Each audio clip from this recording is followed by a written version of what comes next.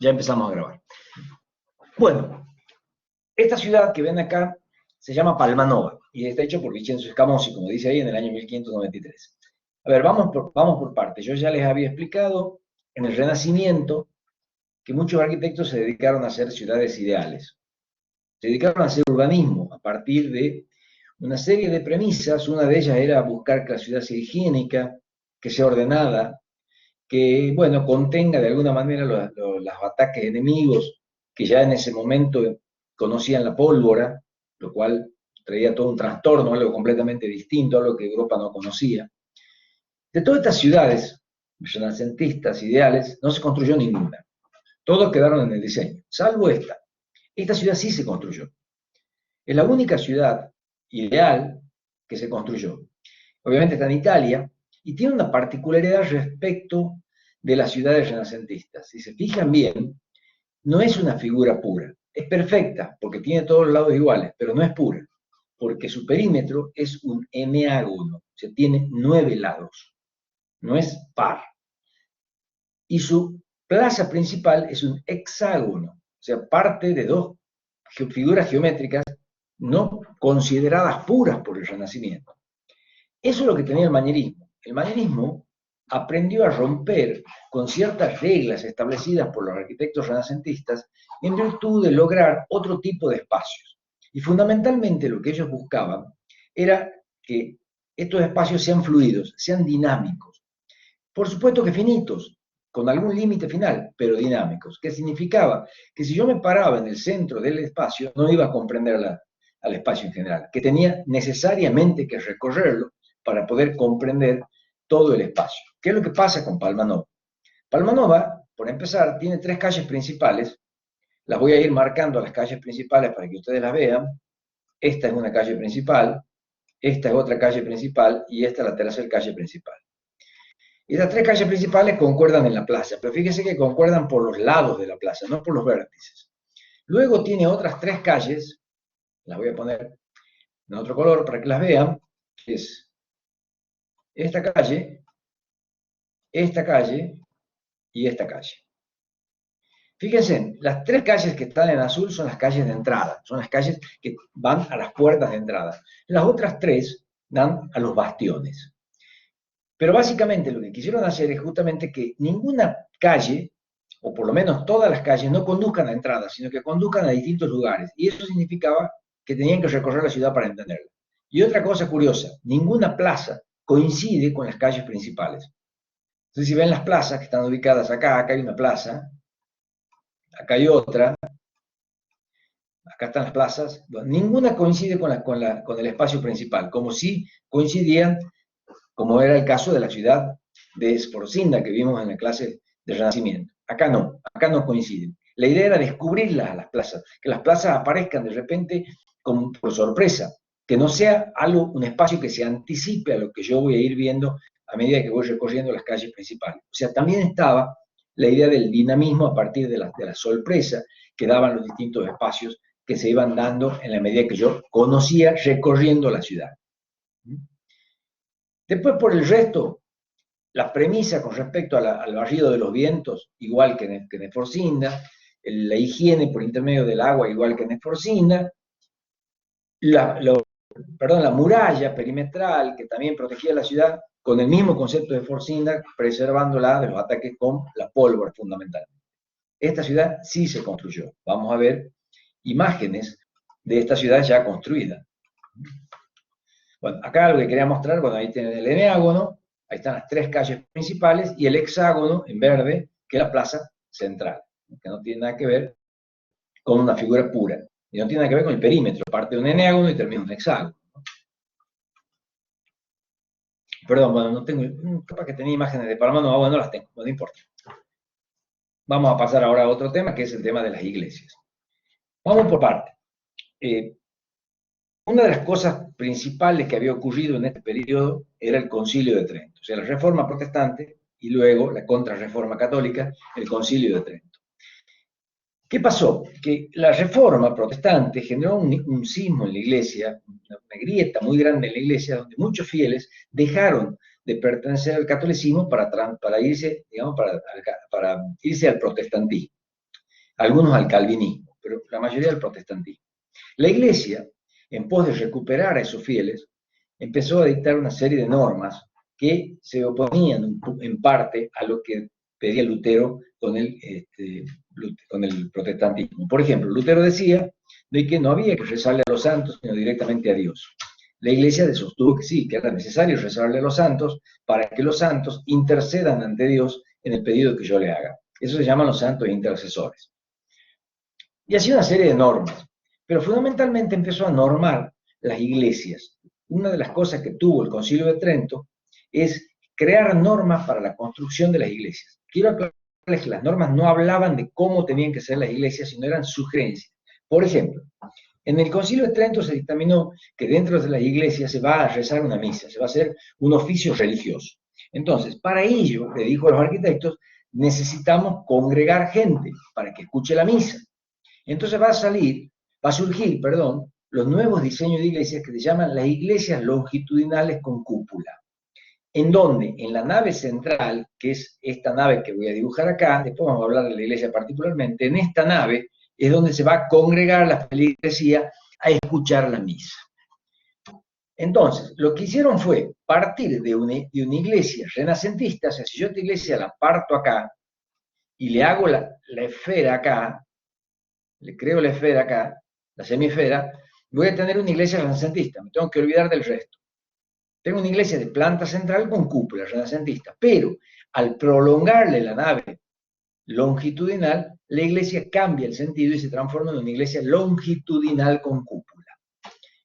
O sea, partieron de un modelo ya preestablecido y conocido como el modelo renacentista y llegaron a la iglesia de congregacional manierista. En este caso es la iglesia de la Compañía del Jesús, en Roma, hecha por el arquitecto Vignola en 1584. Esta es la primera iglesia postconciliar, o sea, la iglesia que se hace después del concilio, y por eso es tan importante, porque es la primera iglesia que se hace después del Concilio de Trento. Y esta iglesia marcó una forma de hacer iglesia a tal punto de que la mayoría de las iglesias que se hicieron en el mundo responden a este tipo de trazado, a este tipo de arquitectura, donde tengo una nave principal, que es la nave central, esta que está acá, y tengo las naves laterales. A ver, para que ustedes vayan viendo, la catedral, San Francisco, la Viña, tiene este esquema, de una nave principal y dos laterales. Claro, pero la diferencia era que en este caso las naves laterales no eran circulables, no se podía circular por las naves laterales. Como verán, no tiene acceso en la parte frontal, no se accede a la nave lateral por el frente, se accede directamente a la nave principal. Eso es porque las naves laterales son capillas. Y ahí viene, vamos a detenernos un momentito, porque una de las cosas que el Concilio de Trento va a mandar es que se les rece a los santos intercesores. Por lo tanto, los santos tienen que estar adentro de la iglesia para que la gente les pueda rezar. ¿Y anteriormente no estaban? No. Anteriormente no estuvieron nunca las estatuas de los santos en la iglesia. En el gótico, la iglesia gótica, los santos estaban afuera, en la fachada. En la iglesia renacentista directamente no estaban, y la iglesia manierista los incorpora a los santos en estas capillas que ustedes ven en los laterales, que son pequeños nichos, pequeñas hornacinas, a donde hay un pequeño altar, a donde se instala la estatua del santo para que la gente le rece. A ver, chicos, parecido a la catedral, parecido a San Francisco, parecido a la Viña. Lo único de diferencia es que tanto la catedral como la Viña como San Francisco, esa nave lateral es circulable. En este caso no es circulable. Si bien está comunicada por una puerta, esta puerta que ven ahí en el medio, la que vincula una capilla con otra, pero no es circulable de ninguna manera. Una de las condiciones que puso el Concilio de Trento es eso, incorporar la imagen de los santos adentro de la iglesia. La otra es el altar. Si bien acá el altar lo tienen acá atrás está el altar estaba ahí porque la misa se rezaba de espaldas y en latín, lo cual era un problema, porque las personas normales que vivían en esa época en Roma no sabían el latín, hablaban en otro idioma, hablaban en italiano. A ver, nosotros mismos no sabemos latín, yo personalmente no sé latín, capaz que alguno de ustedes que estudió en el bachillerato humanista sabe latín, yo no tengo idea de latín. Entonces, para las personas que no sabemos latín, cuando el cura hacía algún llamado que la gente tenía que contestar, que la gente no tenía idea, se armó el coro. El coro es un montón de personas que respondían al cura en latín lo que el cura decía. Por ejemplo, la palabra amén. La palabra amén es una palabra latina que significa así sea. Por lo tanto, todas las personas repetían lo que el coro decía. Cada vez que el coro decía amén, las personas repetían amén. Pero es una palabra latina. Y así un montón de otras cosas. Salvo una parte de la misa, que es el sermón, después de la homilía viene el sermón, en donde el sacerdote giraba, miraba hacia el público y se expresaba en el idioma del lugar. El sermón lo que hacía era explicar la homilía. Entonces, de esa forma, para explicar la homilía un poco más. Entonces, de esa forma, el sacerdote se dirigía directamente a su público. Para ello, para que el sacerdote sea visto, pueda ser visto por la gente, porque si el sacerdote se paraba en la zona esta del altar, era muy probable que el último que esté acá en el fondo no lo vea, se inventó el púlpito, que es una estructura armada en estos pilares centrales, que ahora vamos a ver en imágenes, a donde el sacerdote se subía y de ahí se dirigía a la feligresía para dar el sermón. A ver, chicos, van a la catedral y púlpito, van a San Francisco y púlpito, van a la viña y púlpito, que es esa estructura que está pegada a una de los pilares principales de la cúpula, que sostiene la cúpula, y ahí es donde el cura se paraba y hablaba a la gente. Acuérdense que en esa época no había micrófono. Hoy no hay problema, porque hay micrófono, el sacerdote puede hablar y ser escuchado perfectamente. En esa época no había micrófono, por lo tanto el sacerdote tenía que tener una voz muy potente para ser escuchado por todas las personas que estaban escuchando la misa. Otra de las cosas que pedía el Concilio de Trento, si ya vamos viendo tres, vamos viendo. La inclusión de los santos adentro de la iglesia, las iglesias congregacionales, o sea, de nave longitudinal, para sumar a la gente, el púlpito y el altar, 4, porque ahora sí era necesario un altar, que era donde se oficiaba la ceremonia religiosa. Otra era el tema de la acústica, que ya lo vamos a ir viendo a medida que vamos avanzando con el tema. Bueno, esta iglesia, la iglesia, como yo le dije, la iglesia de Jesús, la primera iglesia postconciliar que se hizo en la etapa mañerista, ¿no? La hizo Viñola. Esto se llama mañerismo normativo. ¿Por qué normativo? Porque está cumpliendo fielmente las normas que le imponía el Concilio de Trento.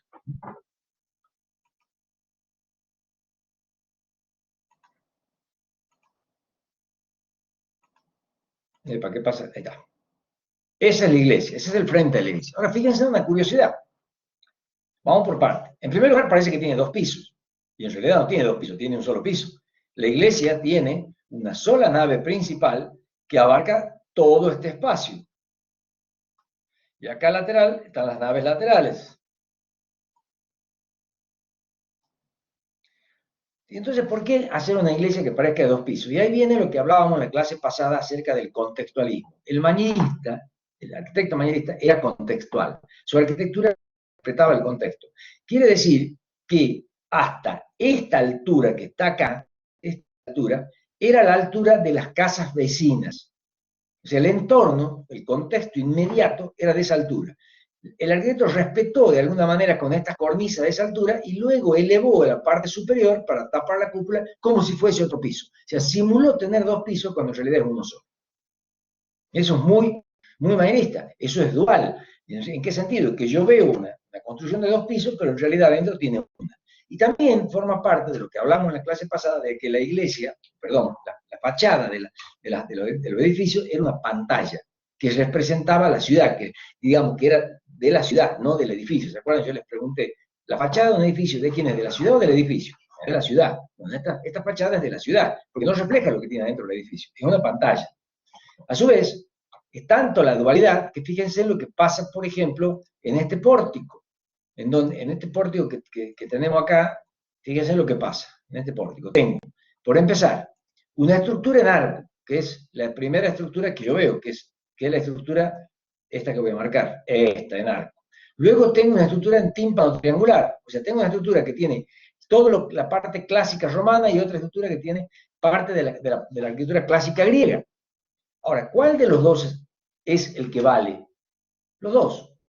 Depende de cómo lo mire, pero valen los dos. Y ahí viene la parte anticlásica. Cualquiera de esos dos elementos, tanto el arco como el tímpano triangular, son clásicos, pero están usados de manera anticlásica. Porque a ningún griego se le hubiese ocurrido poner un arco arriba de un tímpano Y a ningún romano se le hubiese ocurrido poner un tímpano debajo de un arco. Entonces, clásico, sí, cada elemento es clásico en sí mismo, pero están ordenados, opuestos, de una manera netamente anticlásica. Lo mismo pasa acá abajo. Cuando ustedes ven el par de columnas, si ven acá, está el par de columnas. Acá al lado el par de pilastras. Bueno, si bien cada pilastra en sí misma es clásica, pero nunca acomodadas de esa forma, nunca de a pares, dejando entre ellas un espacio singular bastante más grande que el espacio que las separa entre las dos columnas. Es algo muy anticlásico. Eso clásico no hubiera sido. Los clásicos ponían las columnas en un ritmo muy parejo, muy ritmo en base a módulo, módulo vacío, módulo columna, módulo vacío, módulo columna. Lo hicieron los griegos, lo hicieron los romanos. Bueno, acá no, ya no hace falta. Pero obviamente, porque esas pilastras o esas columnas que ustedes ven no son estructurales, son no nada más que decorativas, es ornato. La pared de ladrillo es la que soporta el peso y lo que se le agrega por delante es netamente ornato. Fíjense que arriba pasa lo mismo. Si se ve en la ventana que yo tengo acá arriba, tengo un dintel triangular, que es este dintel triangular, sin embargo la ventana es una ventana de medio punto. Entonces, ¿cuál es el dintel que vale? ¿El triangular o el de medio punto? Y los dos valen, depende de cómo lo mire. Los dos son clásicos, pero nunca se le hubiese ocurrido a un griego poner un arco debajo de un tímpano, y como nunca se le hubiese ocurrido a los romanos poner un tímpano arriba de un arco. Entonces, esas cosas no son clásicas. Y por otro lado, fíjense en qué se transforman los contrafuertes. Los contrafuertes se transforman en estos elementos decorativos laterales que se llaman volutas. En esas volutas laterales son los contrafuertes. ¿El contrafuerte es necesario? Sí, claro que es necesario, pero no tiene por qué ser un elemento tosco, puede ser un elemento artístico en base a estas formas curvas, en base a estos rulos que le confieren dentro de todo bastante estética a la fachada. ¿Está claro cómo es el sistema? Espero que sí, espero que haya quedado bien claro, porque empieza a ser medio complicado. Acá está el corte de la iglesia, en donde se ve claramente el mismo esquema hasta acá, hasta acá, hasta acá es renacentista, si yo le agrego el ábside este acá, es renacentista. Si ya sigo con esto para acá, ya es mañerista. Y fíjense acá otros elementos que ya los tenía en la arquitectura renacentista, las pechinas, ahí están las pechinas, ¿ven? Estos dos triángulos que ven acá son las pechinas que hacen de que esta gran cúpula que está acá, esta cúpula, transmite la fuerza por el tambor, esto que está acá se llama tambor, y por las pechinas a las cuatro columnas, acá vemos solo dos, a los cuatro pilares, perdón, que sostienen la cúpula. Esto que ven acá, este elemento que ven acá, es la linterna que va acá arriba, ¿no? Esa va ahí arriba.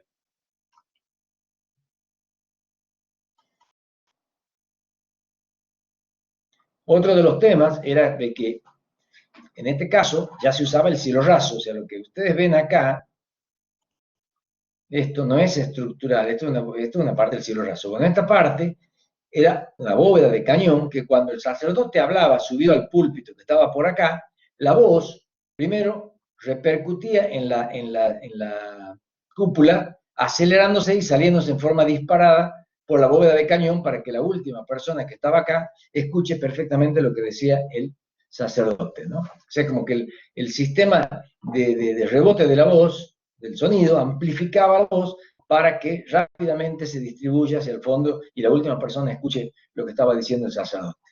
Eso también lo mandaba de alguna manera el Concilio de Trento, de que el sacerdote sea escuchado de todos los puntos de la iglesia, ¿no? ¿Cómo se hacía esta iglesia? Es muy simple, en base a un cuadrado raíz de 2. Ustedes ven que ahí hay un cuadrado, ese cuadrado se toma la diagonal, acá está el cuadrado que es este, se toma la diagonal, se la rebate y ahí sale el módulo. Y a partir de ahí se repiten todos los módulos, para el otro. Bastante simple, el sistema que eligieron para lo que es la estructura de la forma del Jesús, muy sencilla, muy simple, muy fácil. Esa es la iglesia por dentro. A ver, quiero aclararles una cosa. La iglesia esta es una iglesia manierista, pero lamentablemente la decoración es barroca porque se terminó en el periodo barroco. No obstante ello, ahí lo tienen al púlpito, ¿no? No sé si lo ven, ahí lo marqué. Ese es el púlpito. De ahí donde el cura daba el sermón. Acá se ven perfectamente las pechinas que sostienen por intermedio de este tambor la cúpula.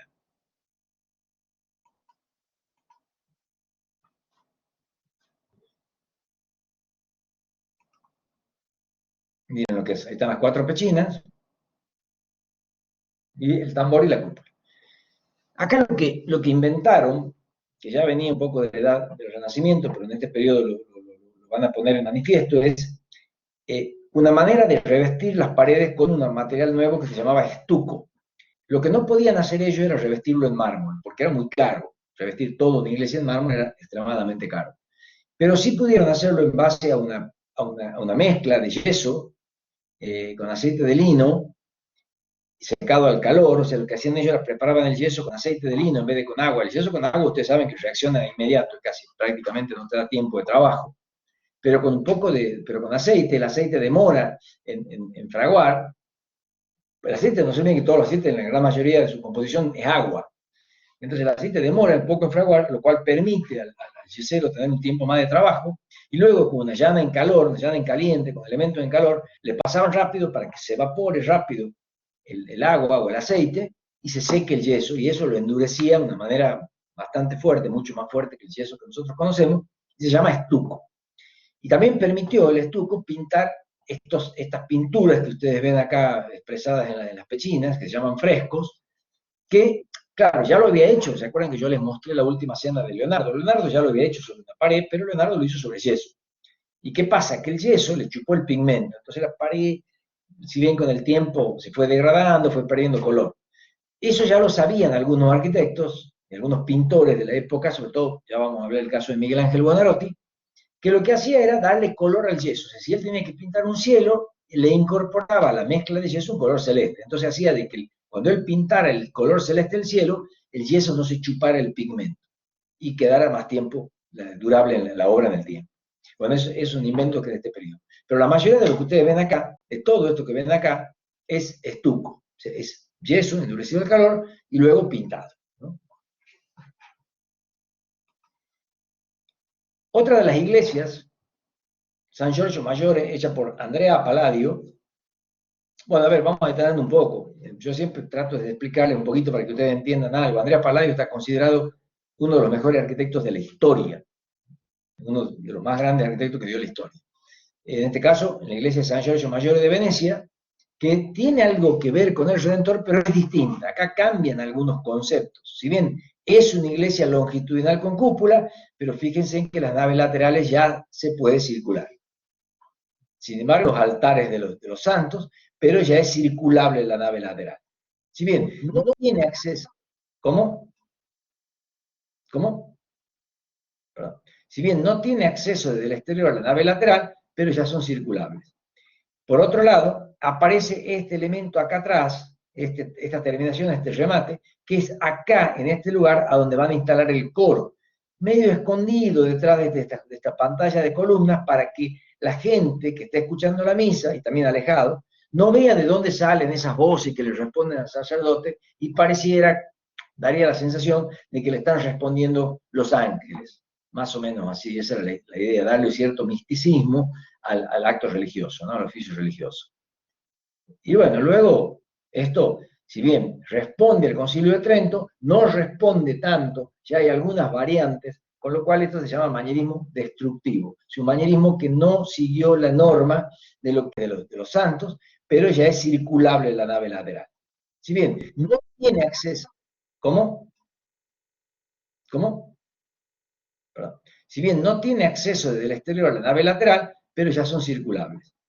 Por otro lado, aparece este elemento acá atrás, esta terminación, este remate, que es acá, en este lugar, a donde van a instalar el coro, medio escondido detrás de esta pantalla de columnas para que la gente que está escuchando la misa, y también alejado, no vea de dónde salen esas voces que le responden al sacerdote y daría la sensación de que le están respondiendo los ángeles. Más o menos así, esa era la idea, darle cierto misticismo al acto religioso, ¿no? Al oficio religioso.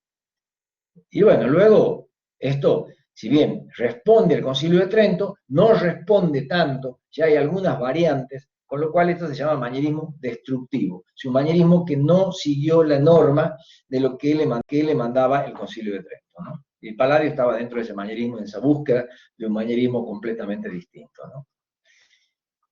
Ahí está la iglesia de San Giorgio, ahí está el corte bastante normal dentro de todo, con sus pechinas, su cúpula, acá están las pechinas, como verán acá.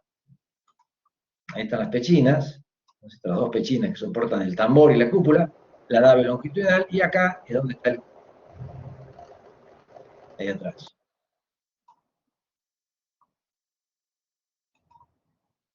Esa es la fachada. Bueno, ahora nos detengamos un poquito en la fachada. Porque acá empiezan a aparecer nuevos elementos. Por empezar, aparece dos columnas. Una columna muy alta, muy grande, que es esta columna, y otra más pequeña, que es esta columna. Claro, esta columna alta está a escala urbana, no humana. Y esta columna pequeña está a escala humana. Ahora bien, ¿por qué pasa eso? Ya hablaba el Concilio de Trento, ¿no? Y Palladio estaba dentro de ese manierismo, en esa búsqueda de un manierismo completamente distinto, ¿no? Ahí está la iglesia de San Giorgio, ahí está el corte bastante normal dentro de todo, con sus pechinas, su cúpula, acá están las pechinas, como verán acá. Ahí están las pechinas, las dos pechinas que soportan el tambor y la cúpula, la nave longitudinal, y acá es donde está el... ahí atrás.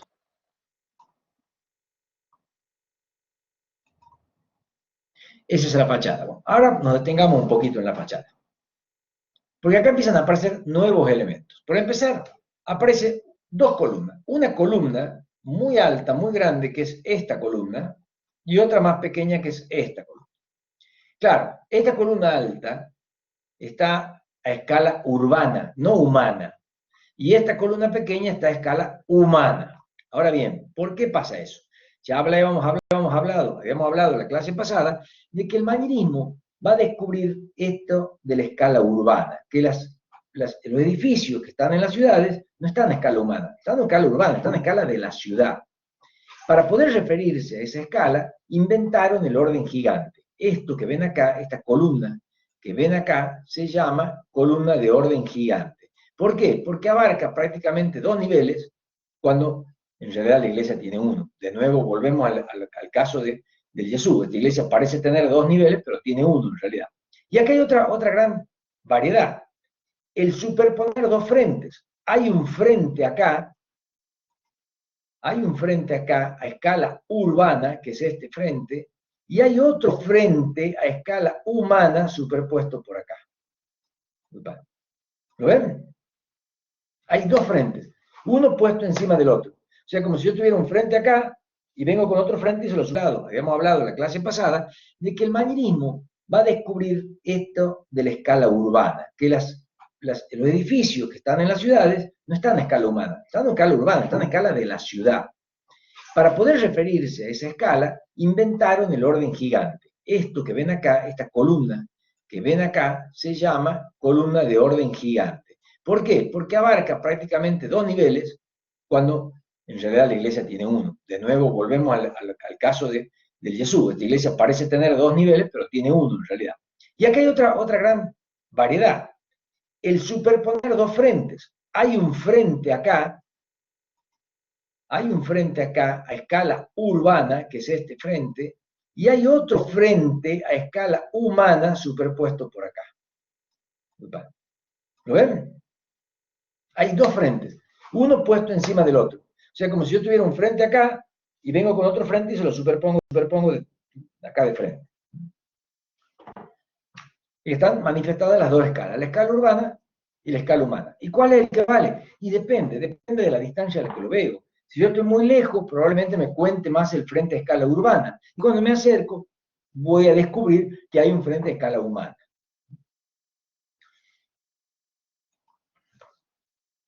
La traza de la iglesia es también sencilla. Esta sí es en base al rectángulo áureo. Ustedes ven acá que acá hay un cuadrado. Acá hay un cuadrado que está dividido por la mediana, luego con la diagonal, se traza el rectángulo áureo y de ahí salen los módulos, ¿no? Este es un poquito más complejo, pero sí bastante simple si entendemos que es un rectángulo áureo, ¿no? Ahí están los dos frentes que hablaba hace un rato. Acá está el frente en rojo, el frente a escala urbana, y el frente verde está acá de frente. Y están manifestadas las dos escalas, la escala urbana y la escala humana. ¿Y cuál es el que vale? Y depende de la distancia a la que lo veo. Si yo estoy muy lejos, probablemente me cuente más el frente a escala urbana. Y cuando me acerco, voy a descubrir que hay un frente a escala humana.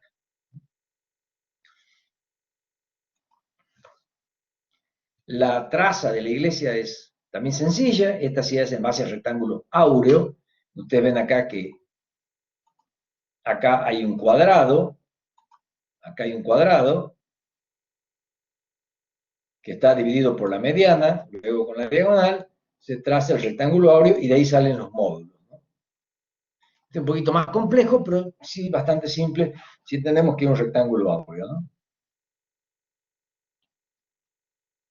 Ahí están los dos frentes que hablaba hace un rato. Acá está el frente en rojo, el frente a escala urbana, y el frente verde está el frente a escala humana. Pero son dos frentes, uno superpuesto respecto del otro. La iglesia está ubicada en esta isla, que es la isla de San Giorgio, está en Venecia, al frente de la plaza principal de Venecia, que se llama Plaza de San Marcos. La idea era que la gente salía de la Plaza de San Marcos en peregrinación a esta iglesia, obviamente salía en góndolas, en esa época, o en barcazas, llegaban a la explanada de la iglesia, que es esta explanada que se ve acá, ya la voy a marcar, esta explanada que se ve acá, y a partir de ahí podían ingresar a la iglesia, ¿no? Una iglesia completamente revestida en mármol blanco sobre la fachada, y todo lo demás de atrás en ladrillo rojo, como es el monasterio, porque esta iglesia está acá en un monasterio, que es la iglesia del monasterio. Ahí está la iglesia. Ahí ven perfectamente lo que es, qué cuenta primero cuando lo veo de lejos. ¿Ves? Cuando lo veo de lejos, inmediatamente yo en escala humana. Pero son dos frentes, uno superpuesto respecto del otro. La iglesia está ubicada en esta isla, que es la isla de San Giorgio, está en Venecia, al frente de la plaza principal de Venecia, que se llama Plaza de San Marcos. La idea era que la gente salía de la Plaza de San Marcos en peregrinación a esta iglesia, obviamente salía en góndolas, en esa época, o en barcazas, llegaban a la explanada de la iglesia, que es esta explanada que se ve acá, ya la voy a marcar, esta explanada que se ve acá, y a partir de ahí podían ingresar a la iglesia, ¿no? Una iglesia completamente revestida en mármol blanco sobre la fachada, y todo lo demás de atrás en ladrillo rojo, como es el monasterio, porque esta iglesia está acá en un monasterio, que es la iglesia del monasterio. Ahí está la iglesia. Ahí ven perfectamente lo que es, qué cuenta primero cuando lo veo de lejos. ¿Ves? Cuando lo veo de lejos, inmediatamente yo distingo esta fachada, que es la fachada a escala urbana. Inmediatamente distingo esa fachada. Después cuando yo me acerco, voy a ver que hay otra fachada por detrás. Ahí está perfectamente marcado. Esta es la explanada a la cual yo les me refería cuando llega la gente. Y acá también vuelve a aparecer el tema de del doble dintel. La puerta tiene un dintel recto y sin embargo hay un arco por arriba. Una dualidad manierista bastante particular, como pasa en todas las construcciones manieristas, ¿no? En todas las construcciones manieristas, en algunas más, en otras menos, vamos a encontrar siempre una dualidad tremenda, ¿no? Ese es el interior. Fíjense la diferencia con lo que les mostré hace un rato de la iglesia de Jesús. Esto es una decoración manierista, lo otro era más una decoración barroca, pero esta es una decoración manierista. Usaron colores pasteles, claros, con incidencia de luz blanca. Distingo esta fachada, que es la fachada a escala urbana. Inmediatamente distingo esa fachada.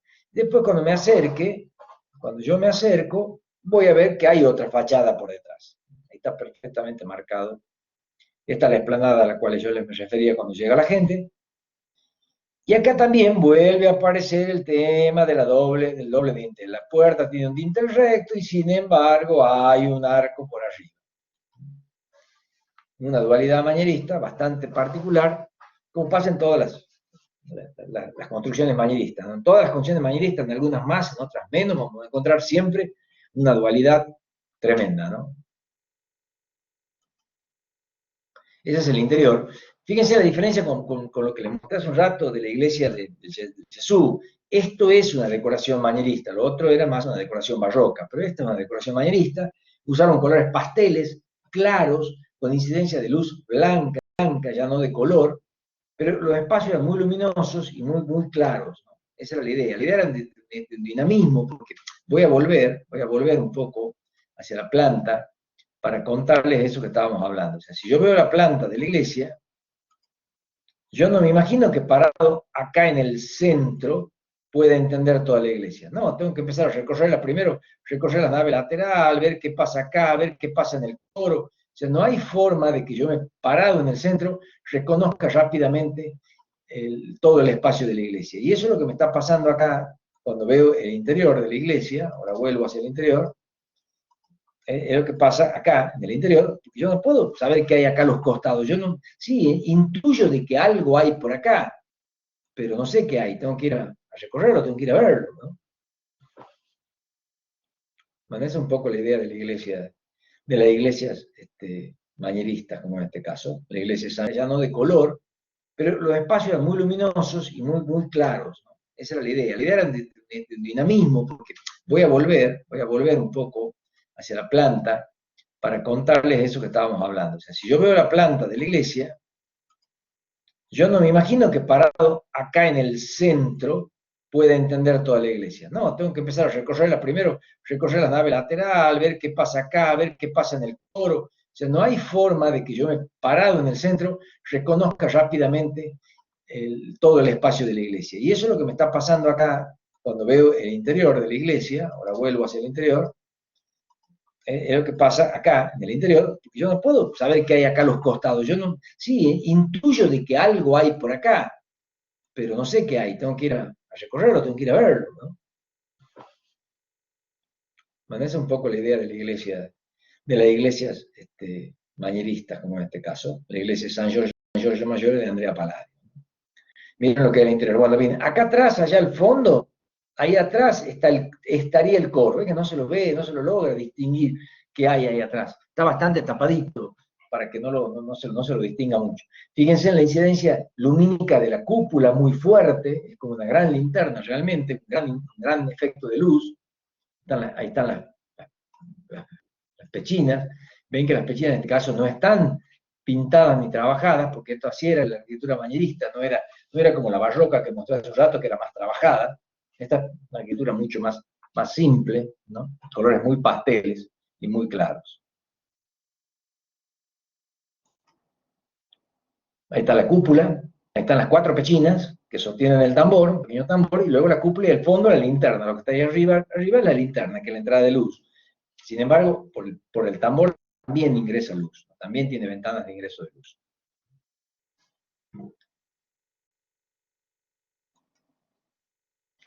Otra iglesia de Andrea Palladio es Il Redentore, también en Venecia.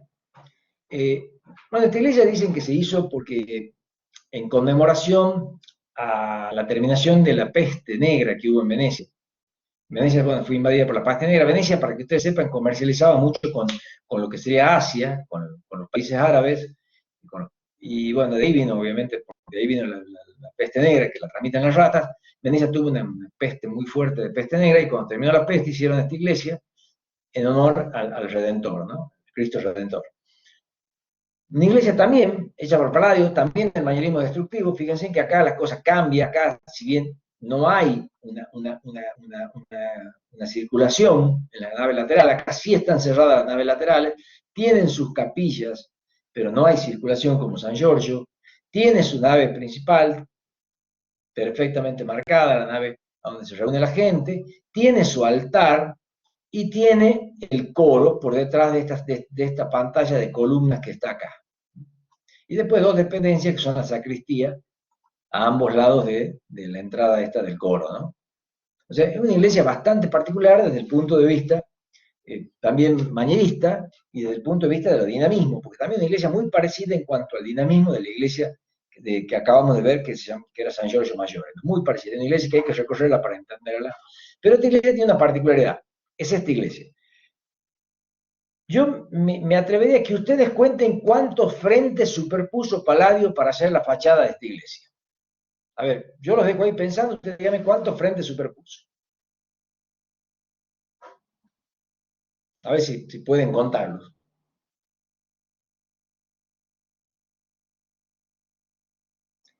4. Sí, Brenda, 4. 4. 4 frentes. Superpuso 4 frentes para hacer la iglesia. Algo increíble. Fíjense, vamos a marcarlo para que los tengamos. Hay un frente que es este frente. Este es uno. ¿Están? Cambiamos el color. Acá hay otro. Este es el tercero. El segundo, perdón, el segundo. Cambio el color. Acá hay otro. Que viene por acá. Es el tercero. Y el cuarto es este cuadrado que está acá.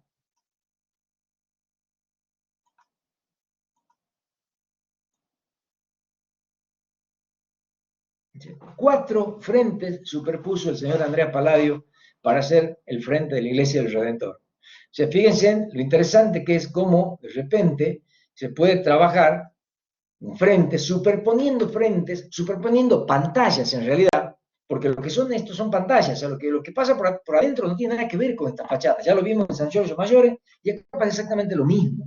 Esta iglesia es muy parecida al interior de San Giorgio Maggiore, muy clara, muy luminosa, y sin embargo tiene 4 frentes.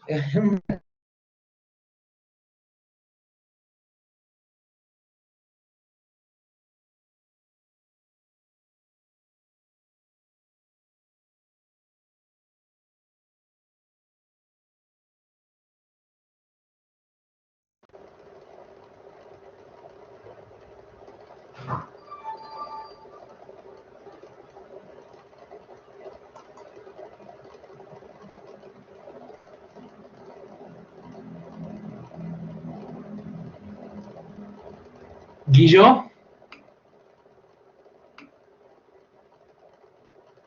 Guillo,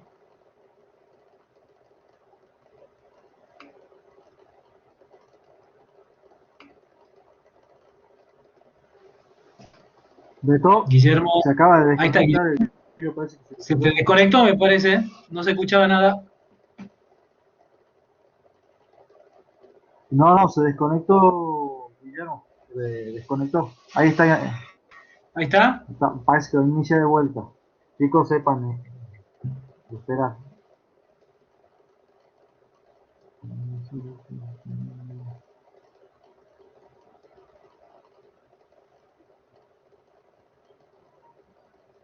No, todavía no se unió. Me parece que tiene un Adrián Commodore 64, Matache.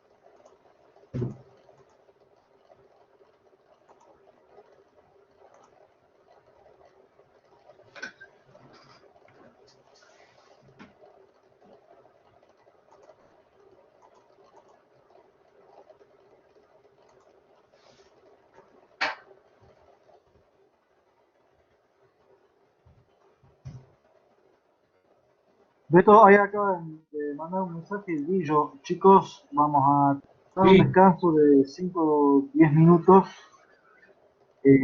hasta que pueda solucionar más o menos Guillermo o nos reorganicemos. Se le cayó el internet a Guillermo. Bueno, listo, perfecto. Nos vamos 10 minutos entonces. Exacto. Listo, listo. Gracias, Cristian.